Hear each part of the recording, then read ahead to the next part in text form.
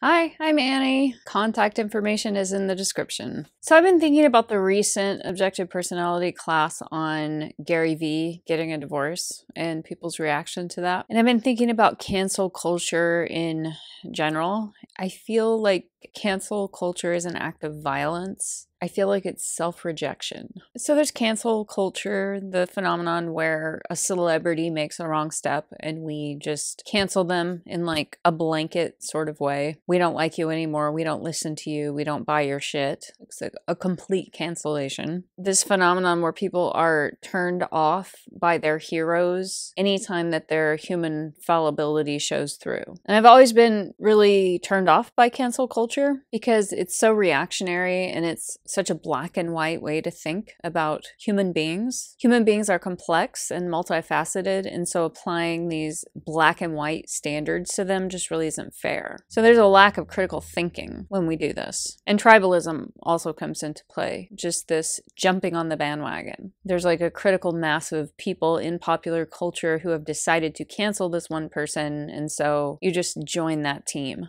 It's very tribalistic and childish. And that's not to say that we shouldn't hold people to standards. Obviously, if there's acts of hate and speech, those things should be questioned. But I think it could be done in a more responsible way. Also, we can view those instances as an opportunity to have a cultural dialogue about, whatever the offending thing is and learn from it and help each other grow instead of just canceling people completely. And sure, some people need to be boycotted. Some people are dangerous. There are instances where that is true, but there are also a lot of instances where we're just sort of like carelessly and without very much maturity or thought villainizing people who do not deserve to be villainized. So one of my core values is accepting wholeness in myself and in others. And it goes back to that Jung quote, "I would rather be whole than good." That quote has been a theme in my life for a really long time. I don't remember the first time I heard it, but I was pretty young. So it's accepting the light and the darkness in myself and in others. And that's double deciding, of course. So the deeper reason that this is really important is that rejection of darkness in other people is also a rejection of darkness within ourselves.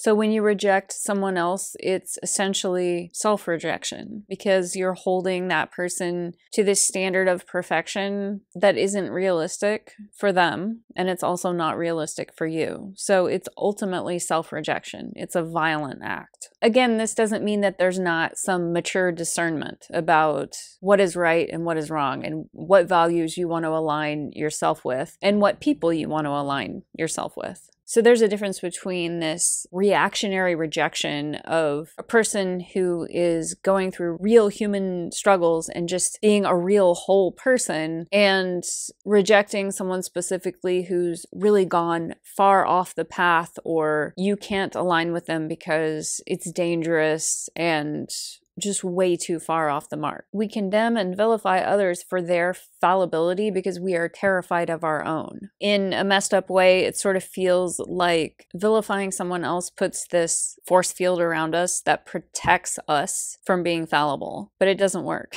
It just isn't true. It's really strange to me that it took me a long time to see that my partner is a single decider, but now that I see it, I can't unsee it. It shows up in subtle ways. He's reserved and mature and very high functioning, a very balanced individual. So it's kind of hard to see, but it shows up here and there. I remember the other day I mentioned something that Jordan Peterson said, some teaching that he had that was valuable. And my partner said, "No, I don't like to watch that guy. He's a bad guy." And it was just the way he said it. He's a bad guy. It sounded so childish. It's like he's saying that in a demon state because most of everything that he says is really rational and mature and well thought out, but he's a bad guy is like something a child would say. It's like reactionary and childish. And so he throws Jordan Peterson out with the bathwater. Jordan Peterson believes and says one or two things that I don't agree with, so the entirety of his whole message and all of his work is bad and meaningless, and I'm not going to watch it. It's just so definitive and final. He's a bad guy, so everything he produces produces is wrong and bad, which isn't true. We all produce and act and say things that are valuable and good and mature and thoughtful and growth-minded, and we also all do things that are missing the mark. So when I hear that kind of talk from him, it kind of scares me, to be honest. What if I say or do the wrong thing and he cancels me? And I have said and done the wrong thing at times. We've been together for 14 years, so shit comes up. And he didn't cancel me. So I asked him the other day, why do you put up with my bullshit? And he said, I don't know, there's just something about you. It's not rational. So his reasons for canceling certain people isn't really rational, but also his reason for loving me pretty unconditionally is also not rational. And I say pretty unconditionally because I'm sure there's limits. I'm sure I could do or say something like so bad that he would just cancel me and be done with me. But I probably wouldn't, because it's not in my nature and we kind of have a harmony together. That I might misstep from time to time, but it's nothing like fatal to the relationship. So I think it's really immature and short-sighted to cancel someone like Will Smith, who's just having a challenging moment, because clearly Will Smith is still a growth-minded person. He's trying, just like we're all trying. We all have areas of growth and wisdom and mastery, and we also all have areas where we're stuck.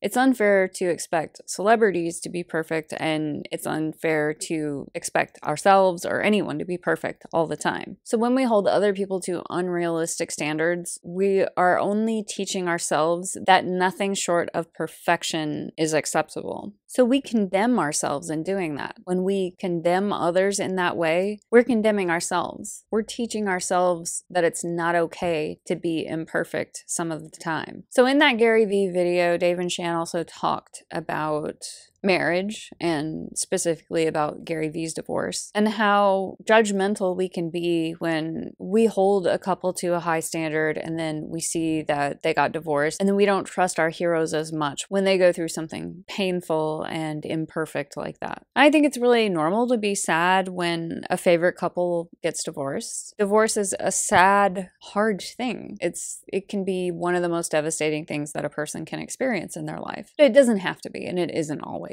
devastating. And it's true that some couples just aren't trying enough. It's true. And it's because they're too lazy to do the work to get through the challenge, or they're just too self-righteous. They have a position and they feel like, I am right.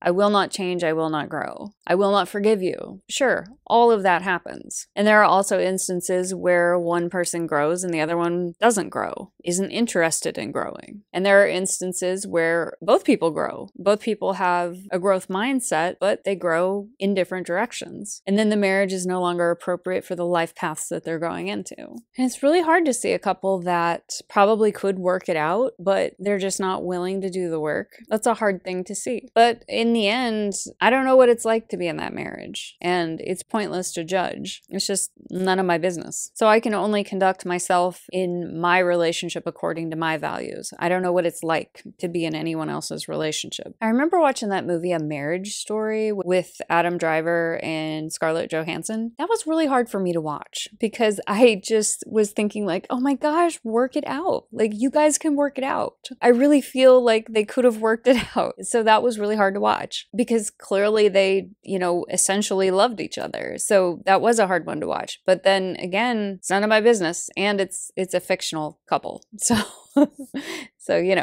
not only is it none of my business, they're also fictional characters. I get really wrapped up and invested in movies, and it feels very real to me. So again, all I can do is take care of my own business, conduct myself according to my values. And in that objective personality video, they also kind of touched on the idea of renewing a relationship. And I remember some years ago, I heard a story on NPR, and I want to say it was somewhere in Mexico, and I think it was some kind of legal bill, like a law that they were passing. I don't know if I'm remembering this incorrectly, but it was some kind of marriage license that you could renew every 5 years. So it was like a contract that was good for 5 years, and then after 5 years, you have to reevaluate and renew. I actually like that model for marriage. That is appealing to me. Not because I want to be able to get out of a marriage. I mean, I don't want to stay in a marriage that isn't healthy or isn't right, or that is limiting to the personal evolution of both people involved. But I like the idea of very consciously renewing on a regular basis, because then it's like a decision to stay together that's fresh every day. And that's really how my partner and I look at it. We've been together for 14 years and we are not married, not legally married. And we've been through a lot of challenges and we've grown together and we've decided to stay together in the face of those challenges and to grow through them. We have no plans to file that paperwork anytime soon. We might do it if we needed to for legal purposes. Like there are some scenarios where it would just make life more convenient if we had that legal status. And then also as we get older for medical purposes. There's separate legal paperwork that you can file just to have like legal rights for each other in a medical situation. Like, you know, if one of you is in the ICU, but I think marriage is the most common and like probably, you know, the easier paperwork to do because it's so common. So we might do something like that if we needed to, or, you know, as we get older, it would probably make us feel safer. But our basic philosophy is that it makes us feel good to decide again every day. So it's like a commitment to growth and caring and nurturing every single day. It's not like a one-time marriage ceremony. And I feel like we will stay together, but I don't like assume it hardcore because you just don't know. Like, people change so much in their lives. And if we can change and grow together, then that's great. But if, you know, one of us starts to diverge and the paths, you know, become too divergent, then the more loving thing to do might be to separate. I just can't know that for sure. So difficult things have come up and we've grown through them. So I can somewhat guess that more difficult things will come up in the future, and we will also, you know, face those with maturity and a growth mindset, and we'll get through it. But you just never know. So anyway, there's like a new cancel culture thing like every month.